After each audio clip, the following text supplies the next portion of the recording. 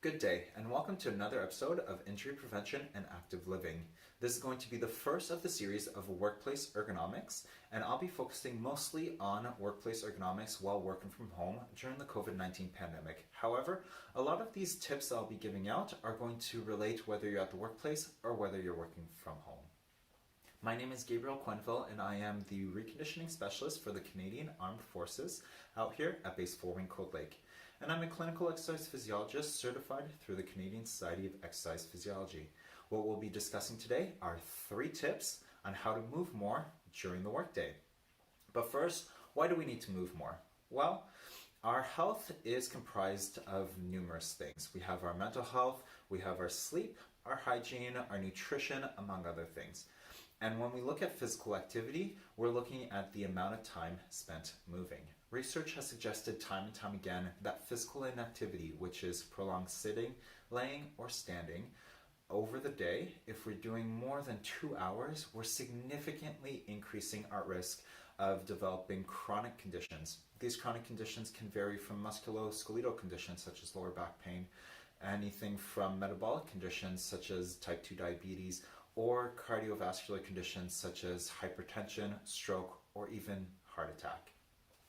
How can we prevent that? Well, the Canadian Society of Exercise Physiology does recommend that we spend 150 minutes of our week in moderate to vigorous physical activity. So that's physical activity where we're huffing and puffing, we're sweating, we're exerting ourselves. This can be done by simple math, 22 minutes every single day of the week, or 30 minutes 5 days a week, or anything along those lines. We do recommend doing most of the days of the week, so anything less than 30 minutes 5 days a week would be less beneficial than those 5, 6, or 7 days of the week. When we look on the other side of things too, physical inactivity is extremely detrimental. So let's say we're getting our 30 minutes 5 days a week. We spend 8 hours a night sleeping. Well, what are we going to be doing with the rest of the time? If we spend it sedentary, more than 2 hours during the day, we're significantly increasing our risk of getting those chronic medical conditions. And here's why I'm giving you 3 different tips during your workday to help you move more, not in the moderate to vigorous physical activity realm, but more in the light realm, which still gives us significant health benefits to our physical health. The first tip is to try to find a way to work while moving. One way to do that, let's say if you do have access to an aerobic conditioning machine, maybe a treadmill, maybe it could be a stationary bike, try to find a way to use that machine while you're working safely. What I do recommend, however, is that you keep it at a light effort. If you're physically exerting yourself, it's going to take away from your cognition, and that's going to take away from your productivity in the workplace, and we don't want to do that. So anything that's light, you're not going to be sweating, you can still talk and hold a conversation just like I am right now, then that's still good. So long as you're moving, you're not just standing, sitting, or laying with no movement. That's a great way to get some movement while you're working. Another way that you can accomplish this, especially now that we're working from home a lot more, we're probably on a lot more conference calls or Skype calls. I know we use Microsoft Teams within PSP. And if you're doing that, find a way to move while you're on those calls. If you're doing it from your computer or and you have your webcam and your microphone that they can hear you distally, then that's great. Try to add a little bit of stretching or some yoga while you're doing that. Maybe you can set up your stationary bike right in front of the camera and you can do 2 things at once. Same thing here, stick to lighter activities so that you're not taking away from the conversation. You're still focused on the conversation, but you're just adding some movements in.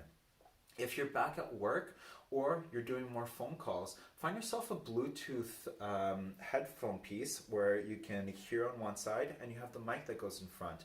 Your hands will be free, and that's actually a lot better for you if you spend a lot of time on the phone. Keeping your phone here is really bad for your neck and for your shoulder, or holding your phone in your hand is really bad for your arm as well if you're doing it for prolonged periods of time. So not only is that a great thing, but it allows you to move around freely in your space, especially if it's connected via Bluetooth. So take that time to walk around and pace while you're on your phone calls. The next tip that I have, let's say you're not able to move around while you're working. Well, what we recommend is that you take time to move every single 20 minutes, and this is for two reasons. One, research has suggested that if you move as little as 2 minutes every single 20 minutes, you're going to have significantly increased glucose uptake when compared to individuals who just don't move for prolonged periods of time. So you want to break it up every single 20 minutes.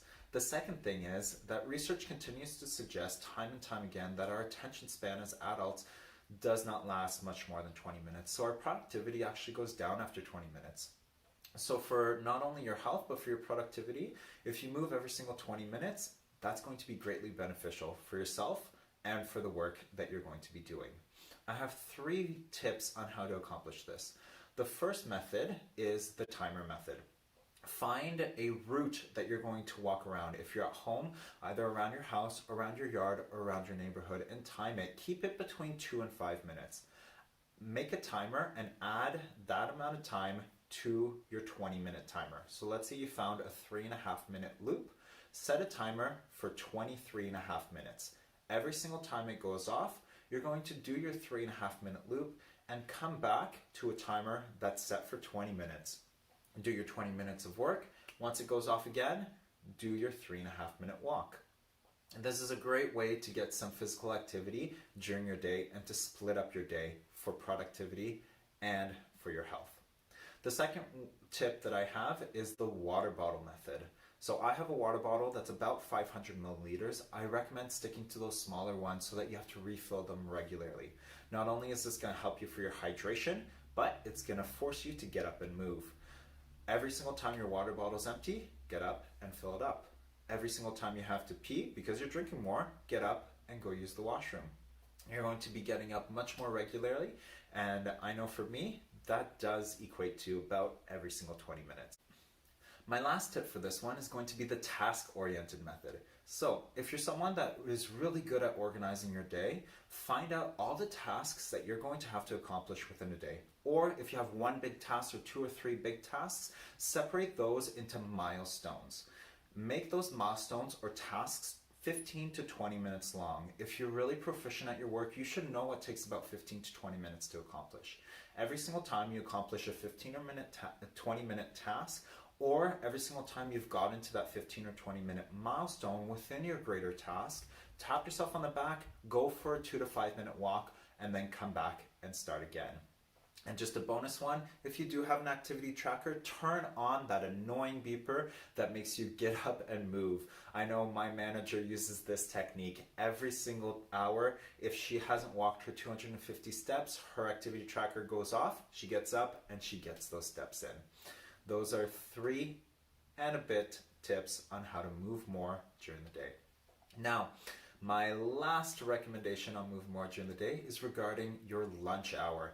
I don't know how much time you have, but let's say you do have that 1 hour. Make sure that you're using that hour to be moving and to be productive.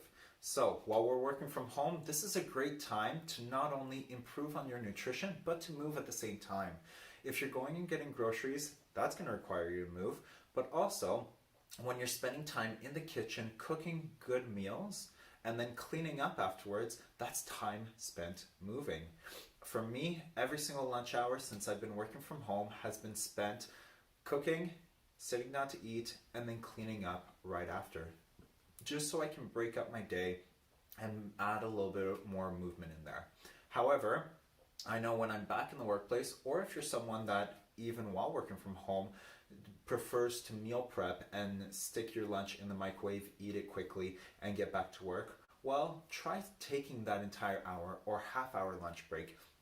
Warm up your meal, eat it, and spend the rest of the time moving. Whether it's 15 or 20 minutes that you have left in your lunch break, or whether it's that full 45 minutes that you have, maybe you can work in an extra little bit of time towards your 150 minutes of moderate to vigorous physical activity here, or just spend it walking, do a little bit of yoga, do something that requires you to move without significantly physically exerting yourself so you can get back to work and get back to being productive. So with that, I'm just going to recap real quick my 3 recommendations on moving more. 1, try to find a way to move more while you're actually working. 2, make sure that you're moving every single 20 minutes that you spent physically inactive. So if you can't do option number 1, your next best thing is every 20 minutes getting up and moving 2 to 5 minutes before you get back to your work. And 3, spend that lunch hour being productive while moving, whether it's moderate to vigorous or whether it's light. Get some movement in your day. Thank you, and join me again next week for more topics on workplace ergonomics.